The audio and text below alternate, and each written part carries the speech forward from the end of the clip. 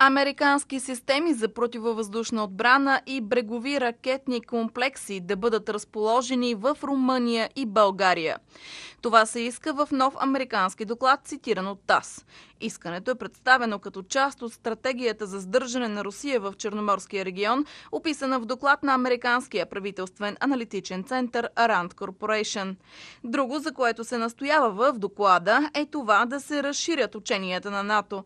Предвижда се и военно подпомагане на Украйна и Грузия. Авторите на доклада изразяват загриженост от това, че в последно време Москва е модернизирала Черноморския флот и е укрепила силите си в Южния военен окръг.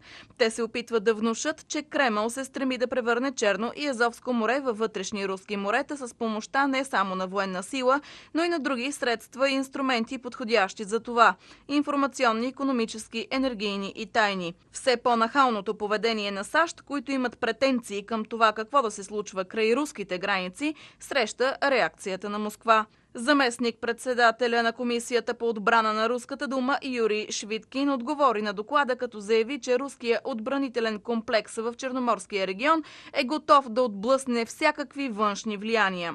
В същото време САЩ смятат да разположат рекордни 20 000 войници в Европа през 2020 година, което е най-голямото прехвърляне на армия на континента през последните 25 години.